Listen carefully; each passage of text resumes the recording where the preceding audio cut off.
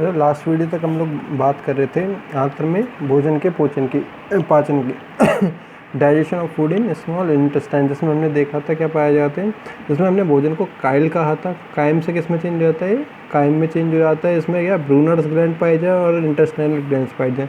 Brunner's gland क्या करती हैं, इसमें म्यूसिन का और प्रोटीन के विघटन करने वाले एंजाइम्स का क्या सेक्रेशन करती है, जैसे कि रेनिन हो सकता था। ओके, रेनिन होता है दूध में जो प्रोटीन होता है, केसिन प्रोटीन को, या प्रोरेनिन को रेनिन में चेंज करने वाला प्रोटीन, ठीक है। इंटेस्टाइनल ग्रंथियाँ थी, ठीक है ना, जिसमें क्या पाए जाते हैं, रसांकुर पाए जाते हैं, जो कि क्या करते हैं, इसकी अवशोषण सतह में वृद्धि करते हैं, साथ ही साथ कुछ विशिष्ट प्रकार के एंजाइम रिलीज़ करते हैं। अब इन दोनों ग्रंथियों से जो एंजाइम्स रिलीज़ हो रहे हैं या रस जो जूस रिलीज़ हो रहा है, इसको हम लोग मिला के बोल देते हैं इंटेस्टाइनल जूस, आंत्रीय रस, ठीक है ना, आंत्रीय रस। अगर इस इंटेस्टाइनल जूस का केमिकल कंपोजिशन देखा जाए, ठीक है ना,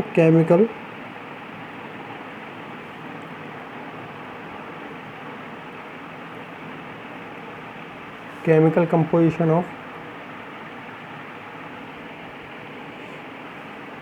इंटेस्टाइनल जूस, ठीक है ना, देखा जाए तो इसमें वाटर होता है लगभग 98.5%। इनऑर्गेनिक कंपोनेंट्स की हम लोग बात करते हैं,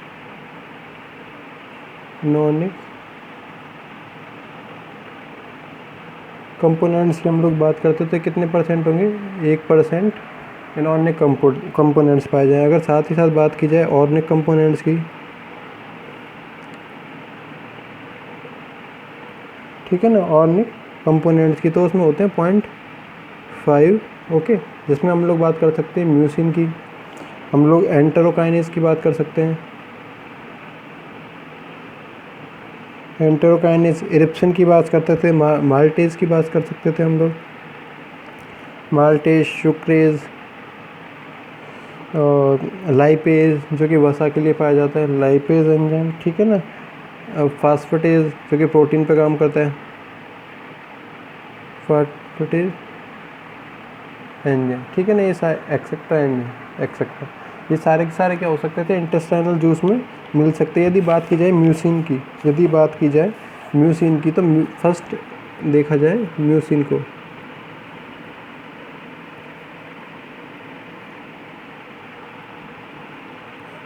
ओके।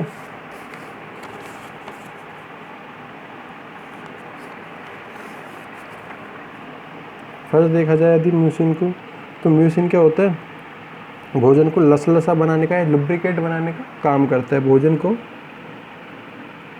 को लसलसा बनाना, लुब्रिकेट, लसलसा बनाना, लुब्रिकेशन ऑफ फूड,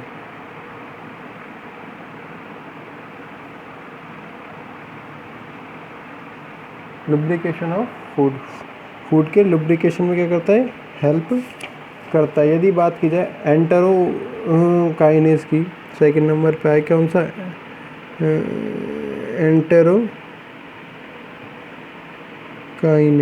एंटेरोकाइनेज जो कि निष्क्रिय ट्रिप्सिनोजन होता है, इसको क्या कहते हैं, इसको हम लोग बोल सकते हैं ट्रिप्सिनोजन। ये क्या है, इनएक्टिव फॉर्म में मिलता है, इसको ट्रिप्सिन में चेंज कर देता है, किसमें, ट्रिप्सिन में चेंज कर देता है, जो कि क्या होती है, एक्टिव फॉर्म होती है, ठीक है ना, एक्टिव फॉर्म होती है।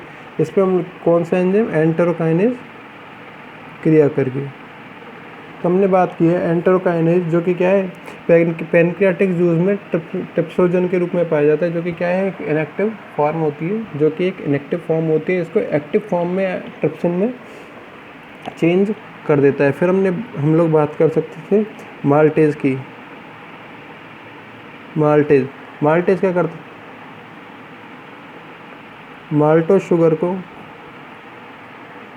माल्टेज एंजाइम किसमें, ग्लूकोज में क्या कर देता है, यहाँ पे चेंज कर देता है, ठीक है ना। इसी प्रकार से हम लोग बात कर सकते थे सुक्रेज एंजाइम की, सुक्रेज क्या करता है, सुक्रोज जो होता है, शुगर होती है, शुगर को सुक्रेज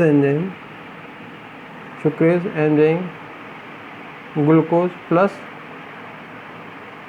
फ्रुक्टोज में क्या कर देता है, परिवर्तित कर देता है, ठीक है ना। फ्रुक्टोज में क्या कर देगा, परिवर्तित कर देता है। अगर लाइपेज की बात की जाए, लाइपेज की बात की जाए तो ये वसा पे क्या, फैट पे क्या करता है, काम करता है। लाइपेज लाइपेज क्या करेगा, फैट पे काम करेगा। और किस में, फैटी एसिड में, जो कि क्या होते हैं, वसा के घटक होते हैं, फैटी वसीय एसिड। साथ ही साथ ग्लिसरॉल में क्या कर देगा, इसे ब्रेक करने का काम करेगा। अगर बात की जाए फास्फेटेज की,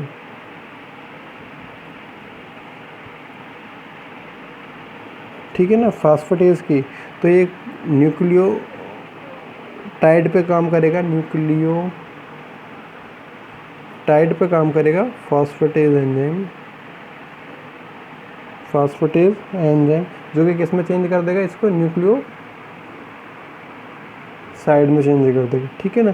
साथ ही साथ बन जाएगा H3PO4 फॉस्फोरिक अम्ल का निर्माण। तो इस प्रकार से हम लोग बात कर सकते थे इंटेस्टाइनल जूस की। इसके बाद में 6 नंबर पे आता है। जब 5 नंबर को अगर और देखा जाए तो हमने बात की है आंत्र में भोजन। आंत्र में जैसे ही भोजन आया, अर्धपचित अवस्था में आता है, अर्धपचित अवस्था में पाया जाता है। इसको यहाँ पर आने के बाद में बोला जाता है काइल। इससे पहले हमने स्टोमक में इसे बोला था काइम, ठीक है ना। यहाँ पे हमने बोला काइल, ओके। तो यहाँ पे क्या होगा, ये छोटी अवस्था में, सरल अवस्था में परिवर्तित किया जाएगा। इसके लिए इसमें 2 प्रकार की ग्रंथियाँ पाई जाती हैं।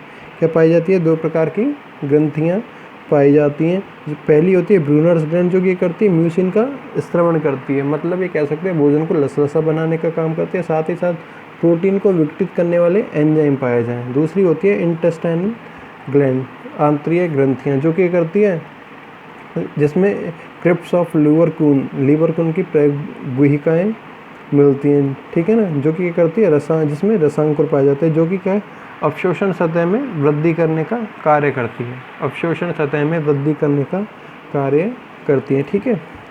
तो इन दोनों के द्वारा जो एंजाइम रिलीज़ हो रहे हैं, जूस जो रिलीज़ हो रहा है, रस जो रिलीज़ हो रहा है, उसको हमने बोला है क्या, आंतरीय रस या इंटेस्टाइनल जूस, आंतरीय रस। इसका अगर केमिकल कंपोजिशन, रासायनिक संगठन देखा जाए तो इसमें वाटर, जल की मात्रा पाई जाती है 98.5%। इनऑर्गेनिक कंपोनेंट जैसे कि हम लोग बात कर सकते हैं Na हो सकता है, Cl हो सकता है, Ca हो सकता है, पोटेशियम हो सकता है, फास्फोरस हो सकता है, एक्सेट्रा। ये सारे के सारे इनऑर्गेनिक सब्सटेंस क्या हो सकते हैं, इसमें मिनरल्स के रूप में प्रेजेंट या ट्रेस एलिमेंट के रूप में मिल सकते थे, ठीक है। साथ ही साथ क्या हो, इसमें ऑर्गेनिक कंपोनेंट जैसे कि बहुत सारे एंजाइम है, म्यूसिन हो सकता था, enterokinase, maltase, sucrase, lipase, phosphatase enzyme आसानी से मिल सकते थे। यदि इनके फंक्शन की बात की जाए, म्यूसिन का फंक्शन हमने देखा, भोजन को लसलसा बनाने का क्या करता है, काम करता है, ठीक है ना, भोजन को लसलसा बनाने का काम करता है। लुब्रिकेशन ऑफ फूड, जैसे कि कोई भी एंजाइम उस पर आसानी से क्रिया कर सके और उसे छोटे या सरल भागों में तोड़ा जा सके, सरल भागों में से क्या करा जा सके, तोड़ा जा सके, ठीक है। फिर बात की जाती है कि इसकी एंटेरोकाइनेज की। एंटेरोकाइनेज क्या होता है, जो अग्नाशयी रस में एंजाइम मिलता है ट्रिप्सिनोजन, जो कि क्या होता है, अक्रिय अवस्था है, इनएक्टिव फॉर्म में होता है, उसको एंटेरोकाइनेज एंजाइम इसमें ट्रिप्सिन में चेंज कर देता है, जो कि क्या है, अपने आप में एक सक्रिय अवस्था है, एक्टिव फॉर्म होती है, ठीक है। फिर आती है बात माल्टेज की। माल्टेज एंजाइम माल्टोज शुगर को ग्लूकोज में परिवर्तित करने का काम करता है, ठीक है। फिर बात आई यदि शुक्रेज एंजाइम की, तो शुक्रेज क्या करता है, शुक्रोज क्या होती है, शुगर होती है, जो कि क्या होती है C12H22O11, ये क्या होती है, शुक्रोज शुगर, ये क्या होती है, शुक्रोज शुगर। इसको किस में ब्रेक करने का, ग्लूकोज और फ्रक्टोज में ब्रेक करने का, तोड़ने का काम करता है। साथ ही साथ अगर लाइपेज की बात की जाए, लाइपेज क्या करती है, फैट को फैटी एसिड या उसके अपघटक अम्लों में तोड़ने का काम करती है, जो कि क्या होते हैं, वसीय अम्ल और ग्लिसरॉल होते हैं, जो कि वसीय अम्ल और ग्लिसरॉल होते हैं, ठीक है। फास्फेटेज एंजाइम जो है न्यूक्लियोटाइड को न्यूक्लियोसाइड में परिवर्तित करने का काम करता है। उसके बाद में 6 नंबर पे आता है भोजन का अवशोषण, एब्जॉर्प्शन ऑफ फूड, भोजन का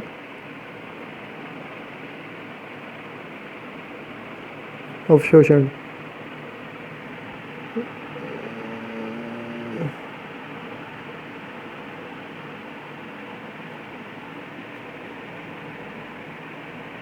absorption of food. Okay, absorption of food की यदि बात की जाए तो अभी तक हमने देखा था, अभी तक हम लोग बात कर रहे थे इसमें पाचन की बात कर रहे थे। अभी हम बात करने वाले हैं अवशोषण की। मतलब हमको क्या करना है, आहार नाल में जितना भी भोजन क्या हुआ है, इसका अपघटन हुआ है या पाचन हुआ है, उससे जितना भी ग्लूकोज या जितनी भी ऊर्जा को हम अवशोषित कर सकें, उसको किस किस रूप में, कौन कौन से तत्व ऐसे इनको अवशोषित किया जाना जरूरी है। जैसे कि हम लोग बात कर सकते हैं ग्लूकोज की, हम बहुत सारे इनऑर्गेनिक एलिमेंट्स की हम बात कर सकते हैं, वाटर की हम लोग बात कर सकते थे, प्रोटीन की हम लोग बात कर सकते हैं, फैट की हम लोग बात कर सकते हैं। तो इन सब का क्या करना पड़ेगा, यहाँ पे ऑब्जर्वेशन या अवशोषण करना पड़ेगा। ठीक है ना। तो यदि बात की जाए आहार नाल में, एलिमेंट्री कैनाल, आहार नाल में भोजन का अवशोषण किया जाता है क्योंकि आंत्र तक भोजन सरल अवस्था में, सरल व अवशोषण करने योग्य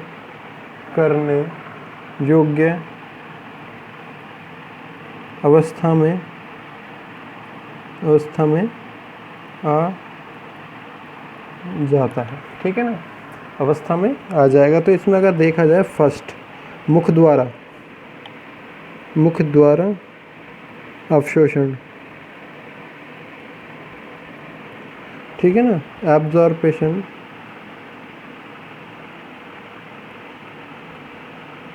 from mouth, absorption of from mouth द्वारा, तो हम कह सकते हैं मुख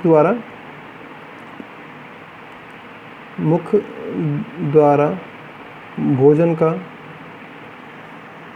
अवशोषण नहीं किया जाता। किसी भी प्रकार के भोजन का क्या है, यहाँ पे अवशोषण नहीं किया जाता। लेकिन कुछ सामान्य प्रकार की दवाइयों का क्या है, यहाँ से डायरेक्ट श्लेष्मा के द्वारा या म्यूकस के द्वारा क्या कर लिया जाता है, अवशोषण कर लिया जाता है। मुख द्वारा भोजन का अवशोषण नहीं किया जाता है, लेकिन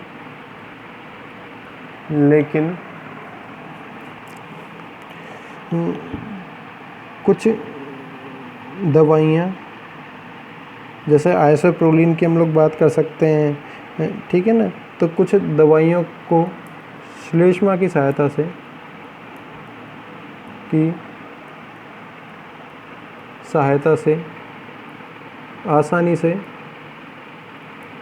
आसानी से अवशोषित कर लिया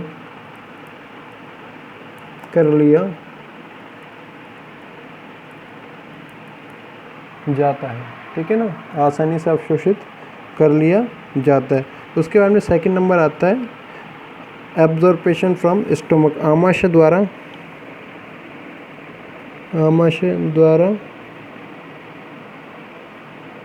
अवशोषण।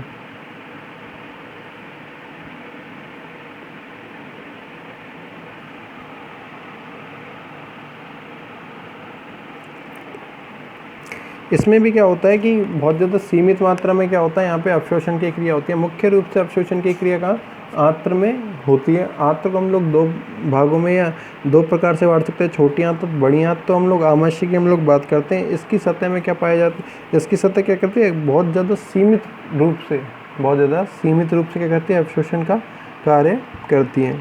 आमाशय में अवशोषण की क्रिया सीमित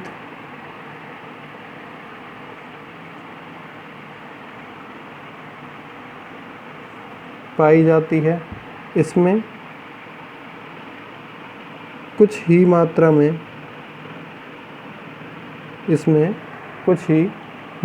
में जल,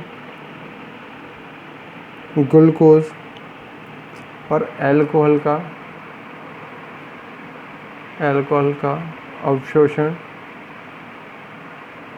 अवशोषण किया जा सकता है। ठीक है ना, इसमें क्या है, कुछ ही मात्रा में अल्कोहल का अवशोषण कर सकते थे हम लोग। ठीक है ना, तो इसके बाद में आएगा क्या, थर्ड नंबर पे आएगा आपका आंत्र द्वारा अवशोषण, जिसमें हम लोग बात करते हैं अवशोषण सतह के रूप में क्या पाई जाती है, रसांकुर पाए जाते हैं, माइक्रोविलाइस पाए जाते हैं। क्या पाए जाते हैं, माइक्रोविलाइस पाए जाते हैं, जिसको हम लोग देखेंगे नेक्स्ट वीडियो में। अभी हमने देखा है क्या, केमिकल कंपोजिशन देखा है, एक तो इंटेस्टाइनल जूस का आंत्रीय रस का रासायनिक संगठन देखा है, उसके एंजाइमों को देखा है। क्या देखा है, उसके एंजाइमों को देखा है। साथ ही साथ हमने भोजन का अवशोषण देखा है। ठीक है ना, कहाँ कहाँ पर और किस किस प्रकार से भोजन का अवशोषण किया जाएगा, क्योंकि हमने देखा भोजन के रूप में क्या क्या लेना होता है, हमको विटामिन लेने होते हैं, हमको एंजाइम्स लेने होते हैं हमको। ठीक है, बहुत सारे खनिज लवण लेने होते हैं, मिनरल्स लेते हैं, कार्बोहाइड्रेट होता है, वसा होती है, प्रोटीन होते हैं, ये सारे तत्व होते हैं जो कि बॉडी के लिए क्या होते हैं, एसेंशियल होते हैं, बॉडी के लिए आवश्यक रूप से ज़रूरी होते हैं। तो इनके अवशोषण कहाँ कहाँ पे और किस किस प्रकार से हो। ठीक है, तो नेक्स्ट जो वीडियो है हम उसमें देखने वाले हैं आंत्र द्वारा अवशोषण को। Thank you.